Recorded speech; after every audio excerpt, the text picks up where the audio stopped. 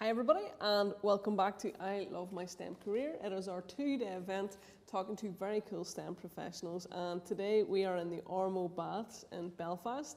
I am really looking forward to talking to our next speaker. So we have got Phil. So Dr. Phil McElnay is a medical doctor. He's also the CEO of MedAll.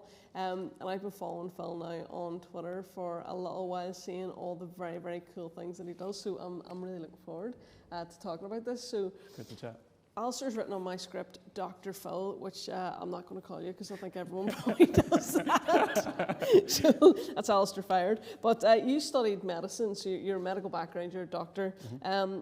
But now you're the CEO of a tech startup. So how did you kind of make that transition? Because I'm guessing that's not a common road to go down.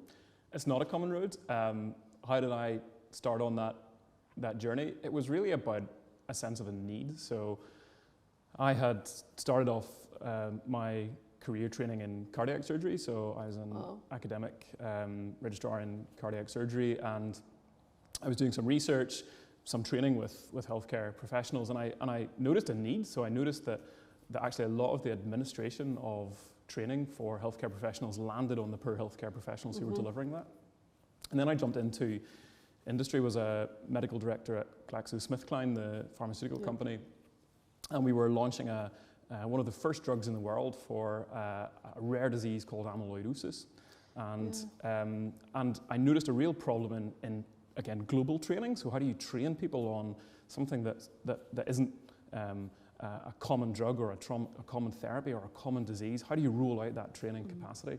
And I was having real problems myself in delivering that training. And around about the same sort of time, the World Health Organization were saying that we need to train 18 million more healthcare professionals by 2030. And to put that in context, that's about a third more healthcare professionals than we currently have on planet Earth. And again, around the same sort of time, The Lancet, which is one of the most trusted medical journals in the world, was saying that we face grave deficiencies, quote unquote, in our healthcare training capacity. I was seeing it on the ground. The World Health Organization were saying it. The Lancet were saying we don't have enough resources to train the healthcare professionals that the world needs. And then you put that into context of some of the most challenging situations on Earth. 11 countries on the continent of Africa don't have a single medical school. 24 countries on the continent of Africa only have one medical school. And as a continent, they have roughly 1/4 of the medical schools per head of population than Europe. And this was a toxic mixture, and to me it didn't sit well. I felt a compelling need that we need to do something about this. And it was that compelling mission, that compelling need that said, okay, I need to do something, and the World Health Organization were saying that we need to do something digitally to scale up the number of healthcare professionals that we are training, and yet I didn't see that solution. And so that was the kind of rocket fuel in my engine that said, hey, you've got to do something about this, and really the starting point for MedAll. Which is incredible. It came from a real kind of genuine need, a massive kind of gap. And, you know, obviously your background as a doctor, you have this passion, there's a problem there, there's a solution that you want to fix, and obviously you're uniquely positioned to do that, you know, being a practicing clinician, but also seeing the gap as well, the World Health Organization, everything they're saying about it. So that's a fascinating way to come from it. But did you, I want to understand just how your kind of progression was. Did you literally one day be like, right, I'm going to stop being a doctor, I'm going to make an app? Did you have any tech background? How did that work? Or was this you working on the wards in the day and then staying up all night trying to design an app? No, so it wasn't a kind of one day, you know, just woke up and thought, you know what, I'm going to quit my job and I'm going to build something in tech. And I actually still practice, so I still do some clinical practice. I didn't realise that. Oh, wow, so, okay. So I now work in accident emergency. I just do it kind of a few days a month, just to stay relevant. So you'd be glad to know you're not really allowed to be a 1 or 2 day a month cardiac surgeon. I wouldn't want that person operating on me. But I still do some clinical practice to stay relevant, understand really what's happening in healthcare training, really what's happening to patients, really what's happening to my colleagues. And I think that's really important. And for me, it was a transition. So I had you know, clinical training. As part of that, I was doing some innovation as an academic trainee. I then jumped into business and was working as a doctor in business. And it was that combination of things that then kind of led me to the point where I'm at now. I'm combining innovation, healthcare, and business. And it was that crossover in skills that kind of then enabled me to go and do that. And I'm in some ways, I'm not techie, right? So don't let me near a line of code, right? You will not thank me for it. So, but it's the interest in that space, and then it's surrounding yourself with people who can do those things. So yeah, and I think that's a very important point. You know, we've had a few people talking, it's, you know, about STEM and tech who aren't actually techie, but it's about finding your space in that team. You know, and not all the careers are technical in background, which is really interesting. So obviously you know what the need was for MedAll. But how does it actually look? How does it actually work? Could you give us like a quick summary of what it looks like? Yeah. So the tagline we use is we're a virtual medical school. Oh, okay, and cool. That's a bold statement, right? Yeah. That's a bold statement.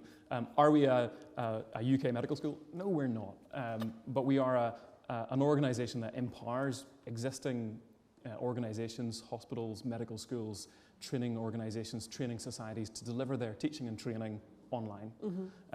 And that makes their life easier. We saw, particularly during the pandemic and with the adoption of digital, we saw organisations doing crazy things, right? Yeah. And things that were melting their heads. So they were using like Google Forms to take registrations for some of their events and courses. They were pinging out Zoom links to people. They were downloading videos from Zoom and adding it to YouTube or Vimeo. They were collecting feedback. They were certifying, get this, right? Pretty much around the world, every single training session that is done in healthcare is certified. And around the world, if we've got 60 million healthcare professionals around the world doing 50 hours of continuous training per year, all of that is certified. And the process for doing that at the moment by most organizations is copying and pasting names of people who've attended into Microsoft Word documents and emailing them out certificates to say you've attended, times 60 million times 50 hours per year. Yeah. It's a lot of administrative nonsense. So what we've done is we've just streamlined that process for them so they can deliver their teaching and training online, they can certify it, but more importantly, they can actually share that training with other countries, with healthcare professionals in low, middle income settings, so we can actually begin to increase the world's training capacity. And it's all done hybrid and virtual. It's incredible, actually, you know, because obviously COVID was very, you know, interrupting for a lot of people working, but I'm just imagining, you know, I did, my master's was clinical anatomy, so there's a bit of a crossover with medicine things, but it was very, very practical. But I was thinking at the time, if someone wanted to come here or study this in a country where they didn't have the facilities, that would be impossible. But now, obviously, with your app, you can do that online with your program, which is fantastic. Just to finish off, I want to ask you, would you kind of tell the students who are watching that being an entrepreneur is a good career path? Is it something that you are passionate about and enjoy? Possibly the most fulfilling thing that I've ever done, yes. Yeah. Why? Because you begin to make something impossible possible. And I think that is the path of any entrepreneur. It's saying, it's creating something out of nothing. Yeah. And it's saying, nothing is going to stop this from happening. And finding a path, right? So the path is not laid out in front of you. You've got to find the path. And for someone who wants to do something ambitious, who wants to change the world, who wants to do something economically transformative in this little place, which we so desperately need, it is one of the most fulfilling things that you could ever do.